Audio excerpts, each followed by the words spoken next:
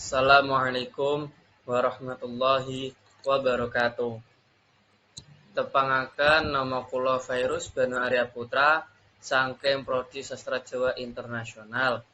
NIM kula 23021 524. Niki kula badhe nerangaken materi saking matkul Introduction to Linguistics.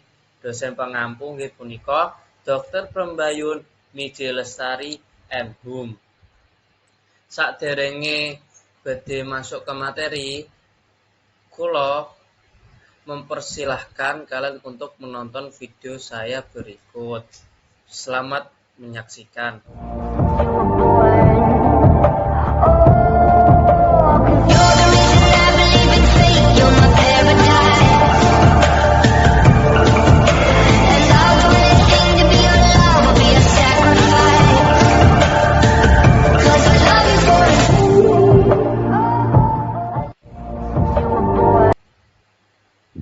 Baiklah, setelah menonton kita masuk ke materi. Materi saya kali ini adalah Traditional Linguistic Theory. Baiklah, saya lanjut. Untuk yang pertama adalah pendahuluan. Pendahuluan ini pembahasan teori linguistik tradisional terbagi menjadi dua fokus geografis, yaitu geografi dari barat dan timur. Untuk yang barat sendiri adalah zaman Yunani dan Romawi.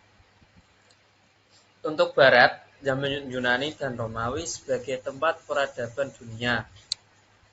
Dan untuk yang timur dan fokus pada India sebagai awal mula linguistik di timur. Baik, kita lanjut. A. Western Traditional Linguistics. Number 1. Linguistic of the Greek period.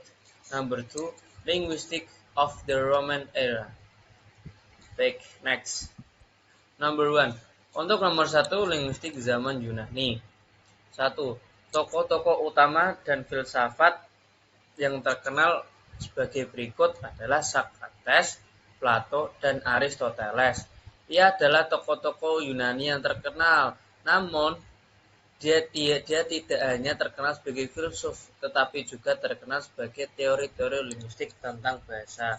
Untuk yang nomor 2, pertentangan bahasa zaman Yunani. Untuk A, fisis atau alami, dan B, nomos atau konvensi. Pertentangan antara pandangan bahwa setiap kata memiliki hubungan alami dengan benda yang ditunjuknya, atau fisis, dan konvensi atau nomos. Namun, kaum naturalis mendukung teori bahwa bahasa manusia merupakan tiruan bunyi alam. Oke, next. Untuk yang A, analogi dan anomali. Analogi sendiri adalah pertentangan antara pandangan bahwa bahasa bersifat teratur, contohnya dalam penambahan sufiks. Untuk anomali adalah bahasa bersifat tidak teratur, contoh dalam perubahan kata, kerja, bentuk, lampau. Untuk contoh tiruan bunyi antar bahasa, yaitu perbedaan tiruan bunyi antar bahasa Indonesia dan Amerika. Dan tokoh bahasa zaman Yunani, untuk yang pertama adalah Plato. Plato lahir dari 429 sampai 347 sebelum Masehi. Plato sendiri mempunyai pendapat, yaitu membedakan anoma dan rema, nomina dan verba. Dalam bahasa Yunani, konsep yang diyakininya berlaku pada bahasa-bahasa di dunia. Oke, kita lanjut. Materi selanjutnya. Untuk yang selanjutnya adalah tokohnya zaman Yunani. Nomor 2 adalah Aristoteles, lahir 384 sampai 322 sebelum Masehi. Aristoteles adalah murid Plato sendiri yang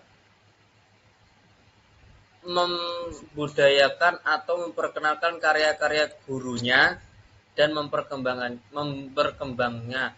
Ya, dalam pemikirannya yaitu membedakan anoma, rema, dan seidismoi, nomina, verba, dan partikel. Untuk pemikiran nomor 2 adalah membedakan jantina atau gender menjadi 3, maskulin, feminim, dan neutrum. Untuk yang nomor 3, tokoh nomor 3 yaitu C. Dionysius Dirac 170-90 sebelum Masehi. Dia adalah ahli bahasa yang meneruskan keinginan Raja Alexander the Great. Raja tersebut yang sangat mengagumi dan sangat berantisipasi dalam ilmu pengetahuan. Dan untuk nomor 2, Dionysius Dirac. Dia telah menerbitkan sebuah buku yang berjudul Teknik Gramatik. Buku menemukan tentang gramatika bahasa Yunani. Poin buku meliputi pengertian kalimat, part of space, vokal, and konsonan. Kita lanjut. Oke, nomor 2, linguistik zaman Romawi. Zaman Romawi tidak seperti jajahan negara-negara lainnya yang menerima doktrin-doktrin dari negara penjajah. Sebaliknya, Romawi memanfaatkan penjajahan itu dengan mengadopsi ilmu bahasa dari Yunani. Untuk dapat diabsorpsi oleh Romawi adalah ilmu bahasa. Kita lanjut. Penerjemahan karya-karya bahasa Yunani ke bahasa Latin ya digunakan oleh bahasa Romawi dengan tokoh-tokoh sebagai berikut yang dapat mempopulerkan, yaitu tokoh bahasa zaman Romawi ada nomor 1 Remius Palaemon abad 1 sebelum Masehi yang dapat menerjemahkan buku karya Dionysius Dirac ke bahasa Latin dengan judul Ars Grammatica. Untuk tokoh yang kedua Varro 116-27 sebelum Masehi, dia itu dapat mengarang buku yang berjudul De Lingua Latina terdiri dari 25 jilid. Kita lanjut. Pembahasan utama mencakup etimologi, morfologi, dan sintaksis, dan dapat membedakan jantina gender menjadi 3, maskulin, feminin, netrum.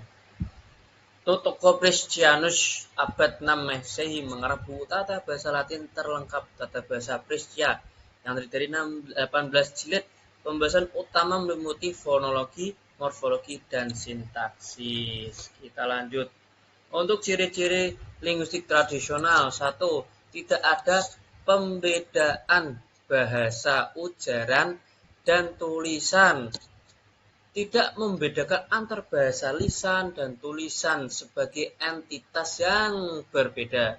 Yang nomor 2, bermain dengan definisi karena berpikir filosofis, yaitu senang bermain dengan definisi bahasa sebagai hasil dari pemikiran yang bersifat filosofis. Yang nomor 3, pemerian bahasa berdasarkan bahasa Latin, yaitu yang dimaksud adalah pemerian atau penjelasan tentang bahasa didasarkan pada patokan bahasa Latin. Oke, next.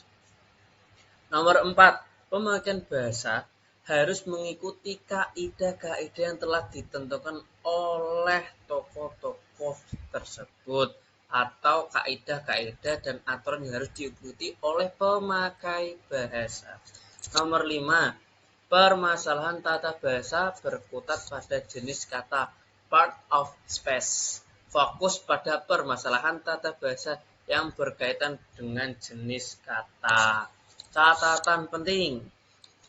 Linguistik tradisional baik di barat maupun timur memiliki ciri-ciri yang serupa seperti ketidakpembedaan antara bahasa lisan dan tulisan serta orientasi pada filosofi dan kaidah tertentu khususnya bahasa Latin. Pemikiran linguistik pada masa ini lebih terfokus pada aspek tata bahasa terutama permasalahan jenis kata. Oke, lanjut. Kelemahan linguistik tradisional. Equivocation in language description. Equating the grammar of English as a flexion Anglo-native type with inflection type language, such as Greek and Latin, without considering the basic difference between the two. Blaming a grammatical language, yang kurang lebih artinya pemerian bahasa Inggris atau penjelasan bahasa Inggris yang bertype fleksi aglutinatif disamakan dengan pemerian atau penjelasan bahasa bertype infleksi Yunani Latin. Nomor 2, menyalahkan bahasa yang tidak sesuai dengan gramatika meskipun umum digunakan.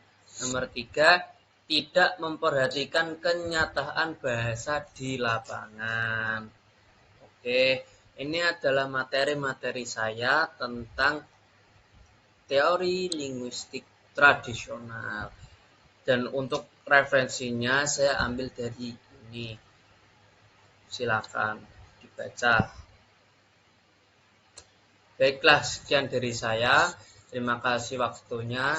Saya mohon maaf jika ada kata yang salah. Saya mohon maaf dimaafkan. Sekian dari saya. Wassalamualaikum warahmatullahi wabarakatuh.